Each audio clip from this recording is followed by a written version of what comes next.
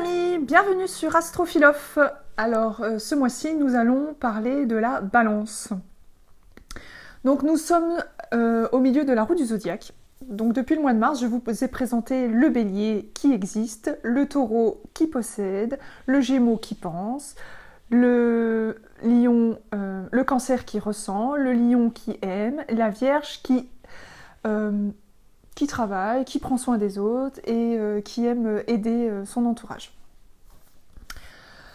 Ici, nous allons rentrer dans un tout autre hémisphère. Donc les 6 premiers signes représentent l'hémisphère de l'intimité, c'est-à-dire la construction de son identité, hein, les signes qui existent par eux-mêmes. Ici, nous sommes en face du bélier qui est la balance. Donc le bélier disait « je suis », la balance va dire « nous sommes ». Donc nous entamons un nouvel hémisphère des signes collectifs. Donc avec la balance, on commence à se tourner vers son prochain. Donc c'est le deuxième signe d'air, hein, après le gémeaux du printemps, nous sommes à la balance représente le signe d'air de l'automne, et c'est le troisième signe cardinal, hein, puisque un signe cardinal commence une saison, et donc la balance commence l'automne. Et donc si vous regardez ce qui se passe dans la nature à cette période de l'année, donc vous constatez que le soleil et la lumière du jour est égale à la nuit, hein, donc on a le même nombre d'heures de jour et de nuit, donc c'est en cela que la balance trouve son équilibre, hein. C'est pour ça qu'on dit que les balances sont des personnes équilibrées, parce qu'elles sont nées à une période de l'année où il y a un juste équilibre dans la nature au niveau de la luminosité. Et on dit aussi qu'elle a le sens des nuances et des couleurs, par exemple, puisque si vous regardez dans la nature ce qui se passe, vous voyez les feuilles des arbres qui passent du vert au jaune, au rouge, à l'orange, et qui nous offrent un magnifique paysage. C'est vraiment très agréable de se balader dans la nature en automne quand on voit toutes ces belles couleurs qui sont nuancées. Et c'est pour ça aussi que la balance elle a le sens des couleurs et des nuances. Et a un certain style d'harmonie, puisque y a quelque chose d'harmonieux dans la nature à ce moment-là. Donc la balance est en analogie avec Vénus, hein, sa planète, qui est aussi la planète du taureau. Nous en reparlerons un petit peu après en fonction des qualités, enfin en fonction des ombres et des lumières de ce signe. Ce que nous enseigne la balance, alors la balance dans ses plus belles lumières, elle dispose d'une énorme diplomatie. On avait vu que le taureau l'avait aussi, mais la balance a vraiment cette nuance de pouvoir chercher la paix à l'extérieur. Elle a besoin de paix intérieure et c'est par l'extérieur qu'elle va essayer de l'obtenir. Donc elle essaye toujours de faire en sorte que les gens autour d'elle s'entendent le mieux possible. Elle déteste les conflits, elle n'aime pas déplaire et donc elle va toujours être à l'écoute de l'autre pour faire en sorte que tout se passe le mieux pour la personne qui est en face. C'est donc par définition le signe du couple, mais aussi du duo, hein. Donc quand on parle d'un couple, c'est un couple d'amoureux, mais ça peut être aussi un couple, un partenariat, une association, le fait qu'il y ait deux personnes en fait. Donc ça peut être le couple au travail, ça peut être le couple d'amis, ça peut être deux copines, deux copains, deux associés au travail. Voilà, c'est vraiment la notion de duo qui invite au partage, aux échanges, à la complicité, à la complémentarité, vraiment la notion d'association, hein. C'est un signe, donc, comme elle n'aime pas déplaire, elle déteste la vulgarité, elle va faire preuve d'une grande politesse et d'un grand respect. Et puis, c'est aussi un des signes, c'est même pas un des signes, je vais dire c'est le signe le plus élégant de tout le zodiaque, qui dispose d'une grâce naturelle. Et c'est le signe de la danse, hein. Donc on avait vu avec le Gémeaux que le Gémeaux avait cette fluidité dans le mouvement, hein. C'est un petit filou qui arrive à se faufiler dans la masse, dans la foule, et qui arrive à esquiver comme ça, qui est d'un mouvement vif et précis. Et la balance aussi a ça, mais plus dans... elle le fait avec beaucoup plus de grâce, hein, beaucoup plus d'élégance et beaucoup plus de charme. Donc voilà des jolies lumières qui appartiennent à la balance. C'est un signe qui dispose ici de beaucoup de raffinement dans sa façon d'être, dans sa façon de se maquiller, dans sa façon de s'habiller. C'est un signe fin qui, donc on avait dit, qui dispose d'équilibre, qui a besoin d'équilibre en permanence autour d'elle. Et qui va chercher la justesse des choses, c'est-à-dire que c'est un signe qui pèse énormément les pour et les contre, qui essaye de trouver toujours les avantages et les inconvénients dans chaque situation pour savoir quel choix il y a lieu de faire. Donc en cela, on peut la trouver hésitante. C'est pas un signe qui décide en première réflexion, d'un coup de tête sans réfléchir. Hein. Elle va vraiment réfléchir à tous les tenants et les aboutissants, et donc voilà, elle peut hésiter, elle peut paraître longue à se décider, mais voilà, c'est parce qu'il y a une bonne raison derrière ça, c'est qu'elle va être sûre de faire le bon choix. Hein, si vous allez faire du shopping et puis que vous trouvez 2 t-shirts identiques, mais voilà, vous hésitez entre la couleur, et ben souvent une balance, si elle peut se l'offrir, elle va s'offrir les deux, comme ça elle n'a pas hésité, elle a les deux à la maison, et si pour des raisons financières par exemple, elle se dit non, je peux en prendre qu'un et qu'elle n'arrive pas à se décider, elle est très capable de ressortir du magasin sans rien acheter. Voilà où on peut trouver la balance un peu hésitante, mais ça c'est pas bien méchant. C'était aussi dans sa façon de s'exprimer, elle a tendance à tourner autour du pot, elle va essayer aussi de trouver les bons mots, les justes mots pour pouvoir faire passer son message, hein, pour être sûre de ne pas brusquer l'autre. Puisque dans les ombres de la balance, nous avons la peur du rejet. Hein, c'est un signe qui déteste déplaire, qui déteste blesser, qui a horreur des conflits et tout ce qui représente la disharmonie, hein, puisque c'est le signe de Vénus, hein, donc Vénus c'est tout ce qui est plaisir, hein, tout ce qui est agréable, hein, et donc une dispute n'est jamais très agréable. Et donc elle a du mal à s'affirmer. Hein, le bélier, lui, n'y va pas par 4 chemins, mais la balance, elle tourne autour du pot avant de dire franchement ce qu'elle pense. Et donc, pour ne pas blesser, souvent elle va dire oui à la personne qui est en face d'elle, sans se rendre compte qu'elle se dit non à elle. Et ça, nous le verrons plus tard dans la vidéo. Donc je vais faire cette vidéo en 2 parties, puisque dans une première partie, je vous parle de la balance. Ensuite, je ferai une petite pause et je reviendrai pour vous parler des énergies qui traversent le ciel au moment où le soleil rentre en balance. Et là, on pourra revenir sur ce sujet de la peur de blesser et de la notion de respect de soi pour pouvoir mieux respecter l'autre. Alors, c'est aussi un signe qui s'intéresse beaucoup à la beauté esthétique, hein, qui aime beaucoup aller chez l'esthéticienne ou qui va être elle-même esthéticienne, hein, tout ce qui est en notion de bien-être. Donc, ça passe par la beauté du corps, la beauté de l'esprit par des massages, par exemple.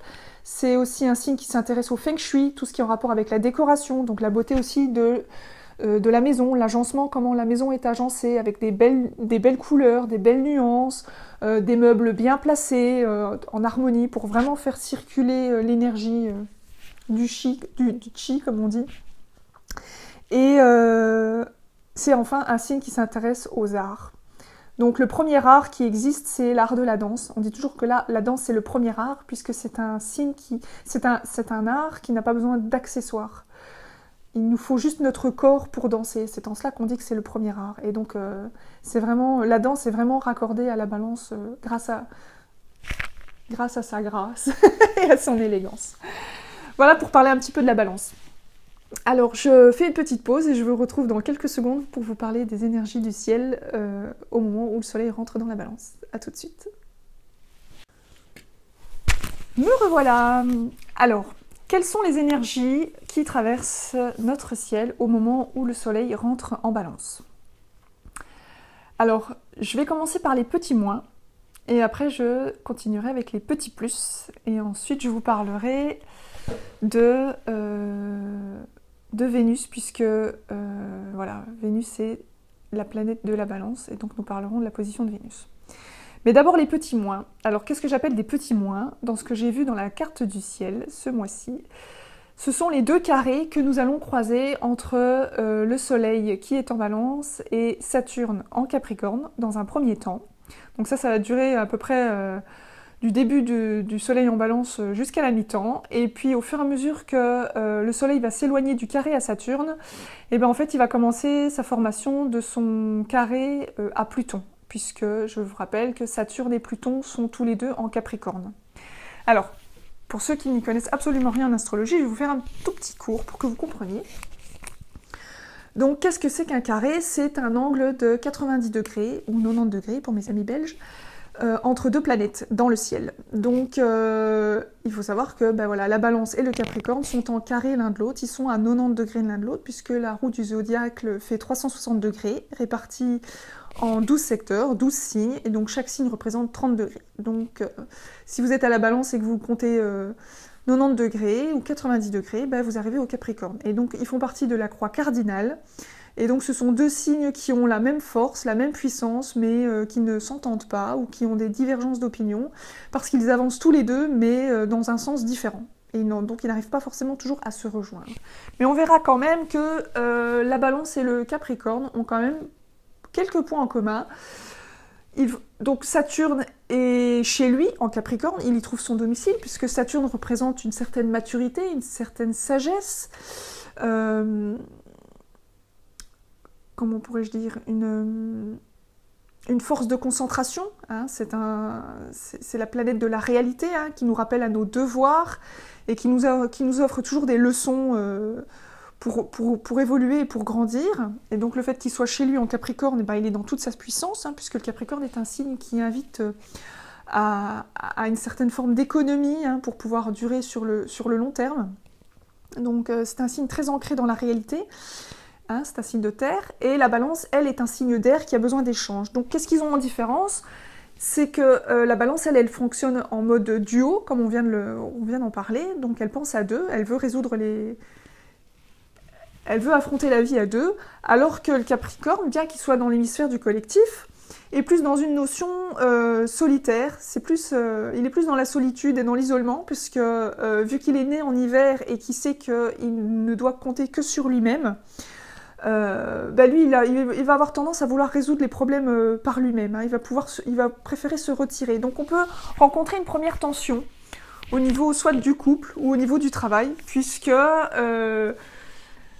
il y a cette rigueur qu'impose le Capricorne, alors que la Balance est quand même beaucoup plus souple. Pas forcément paresseuse, mais en tout cas, elle s'impose moins d'endurance que le Capricorne. Et donc, mais bon, moi je donne toujours raison au Soleil. Donc si le Soleil il est en Balance ce mois-ci, il va falloir un petit peu mettre d'eau dans son vin, être un peu moins intransigeant et essayer de se respecter. Parce que avec Pluton qui est en Capricorne depuis 2008, hein, donc ça fait 10 ans maintenant que Pluton est rentré en Capricorne, et il va encore y rester quelques années. Qu'est-ce que représente Pluton ?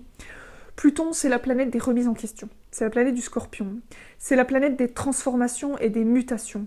Et donc depuis de nombreuses années, on constate un changement par rapport aux personnes qui auraient connu Pluton en Sagittaire, par exemple, où on était plus dans la folie des grandeurs, on va dire. Vous avez bien vu avec l'économie où tout était vu en grand.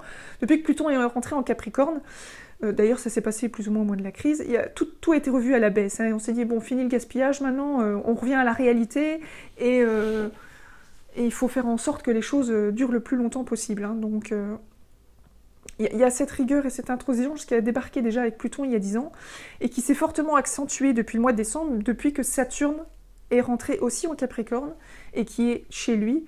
Et donc voilà ce que ce mois-ci, ça nous rappelle un petit peu à l'ordre, où la Balance, elle est plus dans une notion d'échange et de discussion, alors que le Capricorne a la notion de concentration. C'est pas un signe qui parle beaucoup, parce qu'il n'aime pas parler pour rien dire. Et donc vous pourriez rencontrer des occasions d'évoluer en prenant en considération la notion du couple, des échanges, et la notion du travail, et des faits, et de la réalité, et de se dire, bon, à un moment donné, le blabla, ça va 5 minutes, il faut se mettre à l'action, ou de se dire, pose tes outils 5 minutes, il faut qu'on discute. Vous voyez un petit peu, chacun va peut-être camper sur son positionnement, donc après tout dépend de vos identités, hein, c'est à vous de savoir où vous en êtes, si vous êtes plus de l'un ou de l'autre, ou si vous êtes capable de marier les deux, hein, parce que moi par exemple je suis Soleil en Balance, et j'ai un ascendant Sagittaire et Capricorne, donc grâce à l'astrologie, j'ai appris à manier ces deux aspects de ma vie, bien que récemment j'ai trouvé un certain déséquilibre, hein, comme tout le monde le sait, j'ai eu un petit peu d'épuisement professionnel, donc justement le fait que, pour vous donner un exemple, Pluton qui invite au respect, parce que c'est ce qu'ils ont en commun aussi, le Capricorne et la Balance, c'est le respect. Mais la Balance va rechercher le respect auprès de l'autre, mais elle ne va pas forcément se respecter. Alors que le Capricorne, lui, il va se respecter en premier avant de respecter l'autre. Il n'en a rien à faire de blesser, lui. Ce qui compte, c'est de se faire respecter et d'être vrai avec lui-même, d'être authentique et non pas superficiel. Je dis pas que la Balance est superficielle, mais bon, elle est plus dans des airs de charme et de sympathie. Et donc, des fois, c'est pas toujours équilibré non plus de ce point de vue-là. Donc, voilà ce que le carré Saturne-Soleil nous invite à découvrir, c'est cette notion de respecter son authenticité, être respectueux envers soi. Et si vous êtes respectueux envers vous-même, vous le serez naturellement avec l'autre. Donc, C'est vraiment la leçon de Pluton et de Saturne. Parce que Pluton, voilà, c'est une planète juge, hein, c'est la voie de la conscience, comme je vous l'ai déjà dit, qui impose de nettoyer et de déraciner tout ce qui ne fonctionne plus. Et donc, qui a besoin, c'est la planète de la mort, mais quand je dis la mort, c'est pas toujours la mort physique, c'est la mort d'un état, d'une chose, ça peut être la mort d'une relation, la mort d'un travail, c'est quelque chose qui ne convient plus, et donc ça fait partie de l'évolution. Pluton invite à évoluer, à transcender sa vérité profonde, et donc ça peut passer par le dialogue, et si on arrive à trouver des compromis, en fin de compte, ça se passe très très bien. Donc voilà un petit peu les tensions que vous pourrez rencontrer ce mois-ci. Je ne dis pas que ça concerne tout le monde, mais voilà, il va y avoir ce petit carré, voilà. Enfin, c'est 2 petits carrés, hein, puisque je vous l'ai dit. D'abord, le carré Soleil-Saturne, et ensuite le carré Soleil-Pluton. Ce que le Capricorne et la Balance ont aussi en commun, hein, pour pouvoir bien s'entendre, malgré cette tension, c'est une forme de lucidité. Hein. Ils ont quand même... la Balance aussi, elle est lucide, hein, puisqu'elle cherche toujours à peser le pour et le contre. C'est pas quelqu'un qui... C'est un signe qui a beaucoup de réflexion, tout comme le Capricorne. Et donc, avec Pluton, j'ai envie de revenir là-dessus quand même, avec Pluton, donc on avait cette petite voix de la conscience qui nous dit il y a quelque chose qui ne va plus, qui ne fonctionne plus, qu'il faut remettre en question. Il faut faire mourir quelque chose pour faire renaître quelque chose de nouveau. Alors je dis pas que ça peut être un changement de situation brutal, hein, ça peut être à l'intérieur de soi, se dire, voilà, ça ne fonctionne plus, je le bazarde et je me crée quelque chose de nouveau à l'intérieur de moi, repartir sur de nouvelles bases, des bases solides. Et le fait que Saturne ait rejoint un Capricorne, et il va rejoindre Saturne, enfin, il se rapproche de Saturne, mais ils sont tous les deux dans le même signe, et bien là, avec Saturne, on est plus vraiment dans la concrétisation. C'est-à-dire qu'avec le Pluton, c'était plus dans l'inconscient, enfin, une inconscience qui remonte à la conscience, alors que Saturne, lui, maintenant, il amène des faits concrets, il amène du tangible, qui va dire, là, maintenant, il faut faire les choses, il faut faire les efforts pour pouvoir concrétiser ce que Pluton te suggère depuis des années. Donc ça demande un certain travail, mais si on accepte la maturité qui va avec, eh ben, il n'y a pas de souci, ça se passe très bien. Alors les petits plus, c'est... on va avoir une conjonction Mercure-Soleil, puisque au moment où le Soleil rentre en Balance, Mercure vient tout juste de rentrer aussi, donc ils sont en parfaite conjonction. Qu'est-ce que c'est qu'une conjonction? Donc c'est quand 2 planètes sont côte à côte, donc elles forment une alliance, une fusion. Donc c'est un couple en fin de compte, hein, et ils sont dans le signe du couple, dans le signe de la Balance. Et donc Mercure, c'est la planète du Gémeaux et de la Vierge, comme on l'avait vu le mois dernier, mais là je vais m'arrêter plutôt sur le Gémeaux, parce qu'on est dans les échanges et dans la notion de compréhension.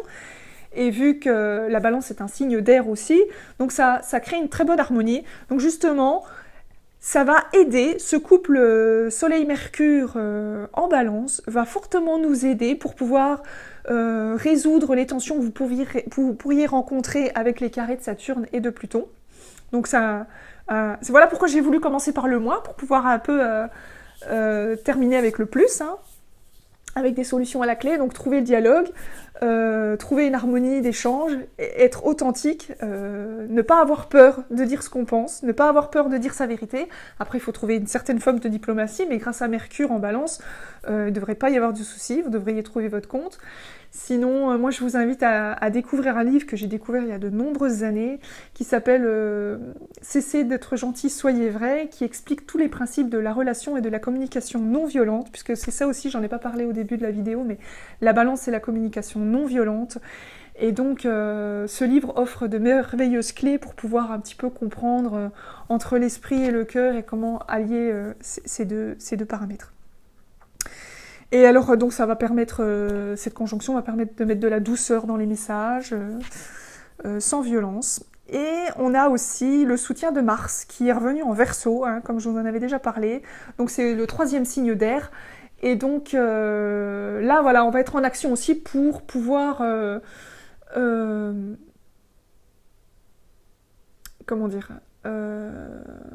donc ça va être en trigone avec le Soleil, donc il va y avoir le langage avec Mercure, il va y avoir l'énergie et l'action avec Mars, et il va y avoir la volonté avec le Soleil, donc ça va former un joli trigone entre tous ces aspects pour pouvoir agir et communiquer et résoudre les petites tensions qu'on pourrait rencontrer si on en rencontre. Et alors je vais terminer cette vidéo avec Vénus, puisque Vénus est la planète de la Balance. Donc Vénus vient de rentrer en Scorpion. Et Vénus va rétrograder le 6 octobre. Alors déjà, une Vénus en Scorpion, qu'est-ce que c'est? C'est une Vénus en exil. Pourquoi en exil? Parce que je vous l'ai dit, Vénus trouve sa place soit en Taureau, soit en Balance, puisque c'est des signes... Vénus aime tout ce qui est agréable, et elle se plaît dans les signes agréables du Taureau et de la Balance. Et si on prend le signe opposé du Taureau, c'est le Scorpion. C'est pour ça qu'on dit qu'il est en exil. Parce que une Vénus en Scorpion, c'est une Vénus sensuelle, c'est une Vénus passionnée, mais aussi tourmentée, qui aurait tendance à un petit peu compliquer les choses, mais voilà, qui apporte beaucoup de séduction, beaucoup de magnétisme. Il y a beaucoup d'intensité dans une Vénus en Balance, hein, dans une Vénus en Scorpion par contre, hein, puisque le Scorpion c'est...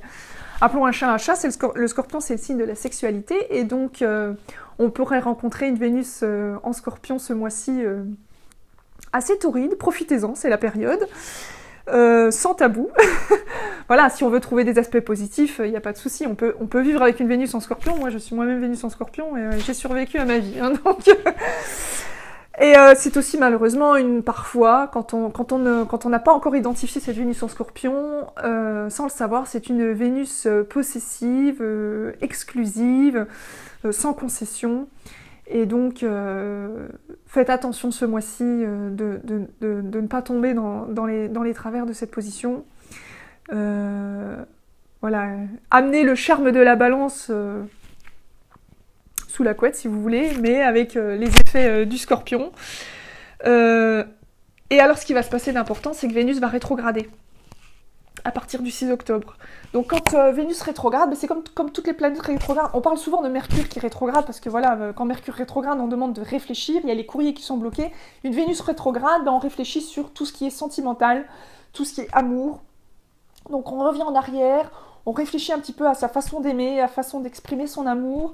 On remet peut-être un petit peu en question ses intérêts affectifs. Donc voilà, il va y avoir une certaine réflexion sur ce qu'on aime. J'ai perdu mon petit micro, moi. Hop, voilà. Et alors, comme Vénus est aussi la planète de l'argent, quand Vénus est rétrograde, ça dure elle va rétrograder du 6 octobre au 16 novembre, j'ai noté. Il est évité de faire des achats irréfléchis.